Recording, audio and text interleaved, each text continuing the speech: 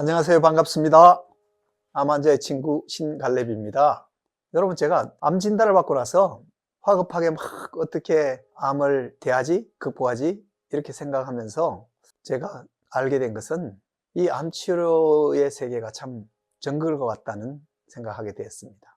암과 조금 동행하다가 보면 아마 이런 생각을 하게 될 겁니다. 사람들이 좋다고 암 극복에 도움이 된다고 막 추천하는 거 다 먹으면 배 터져 죽을 것 같다.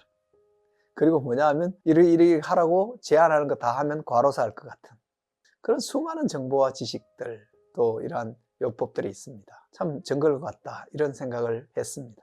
암 진단을 받고 나서 사람들은 필사적으로 암 극복할 수 있는 방법을 찾습니다. 좋다는 것 다 찾아보고 사람도 만나고 정보도 모으죠.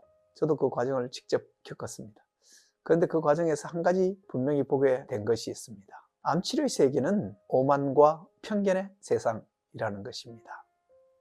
첫 번째 암 걸리면 보통 암 진단을 현대 병원에서 진단을 받게 되기 때문에 첫 번째 우리는 암 환자로서 병원의 고객이 되죠. 그죠? 현대의학은 분명히 강력한 도구입니다. 많은 환자를 살려왔죠. 하지만 한편으로는 현대의학은 오만함이 있습니다. 이 방법으로만 해야 된다. 다른 것은 하지 말라. 이렇게 말하죠. 여러분 주치의에게 그 의사 선생님 제안하는 거 말고 어떤 걸 더 하면 좋을까요? 물으면 대부분은 하지 말라고 그럴 겁니다. 왜 그럴까요? 우리가 좋아하는 메이저 병원들은 연구중심 병원이라는 슬로건을 갖고 있습니다. 연구중심 병원이라는 게 무슨 뜻입니까? 그 병원에 1차적인 과학이 연구를 하고 그 연구의 결과를 내놓는 것이라는 겁니다. 그것을 하는 과정 속에서 우리들은 그 연구의 대상으로서 많은 역할을 하게 된다는 것입니다. 그런데 연구를 할 때에는 연구자가 설정해 놓은 그런 세팅 외에 다른 변수가 개입되는 것을 극도로 싫어할 수밖에 없습니다. 왜냐하면 설명력이 떨어지기 때문입니다. 그렇기 때문에 현대의학이 자신의 방법으로 하고 다른 간섭 변수가 발생하지 않는 것을 당연히 지향하고 또 그렇게 되는 것을 방지하려고 하는 것은 지극히 당연한 반응입니다. 그 자체를 이해할 수는 있습니다.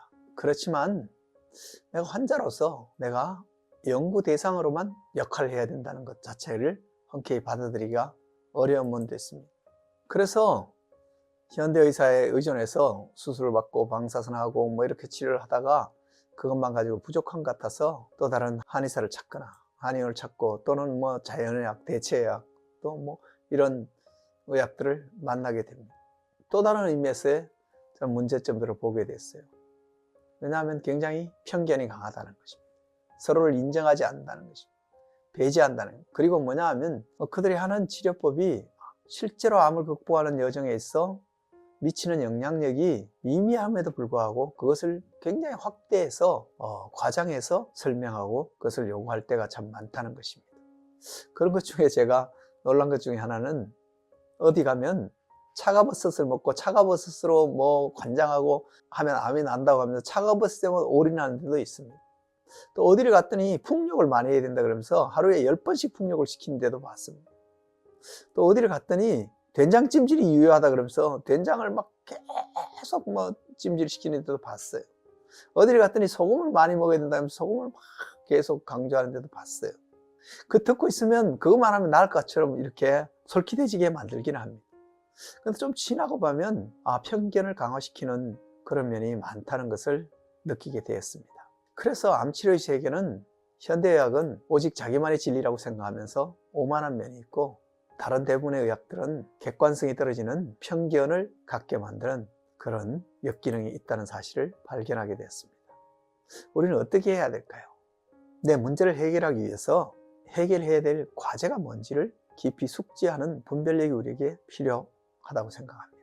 내가 먼저 알아야 될 암은 어떤 질병이고 내 몸의 상태가 어떻고 그리고 내 몸의 상태에서 가장 심각한 것이 뭐고 그것을 극복하기 위해서 나는 어떤 도움을 받아야 되고 어떤 노력을 해야 할까, 내가 무엇을 해야 하는지, 그것을 위해서 어디에서 가서 누구에게 어떤 도움을 받는 것이 내가 암을 극복하는 데 유효한 길이고 과정인지 그것을 잘 분별하는 분별력이 우리에게 필요하다고 생각합니다.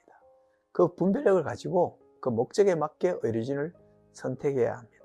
단지 막 끌려다니는 것이 아니라 내가 지금 면역력을 높여야 될 것인지 아니면 염증 수치를 낮춰야 될 것인지 내가 해야 될 것이 뭔지를 잘 분별해서 내 스스로 선택하는 과정을 겪어야 합니다. 왜냐하면 각각의 의학에는 장점과 한계가 분명히 있습니다.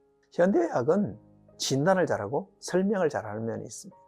그렇지만 현대의학은 질병에 집중하지 숙주인 사람에게 총체적으로 집중하는 관점은 좀 부족한 면이 있습니다. 그래서 면역력을 높인다든가 정서를 안정시킨다든가 이런 것은 현대의학이 별로 강조하지 않습니다.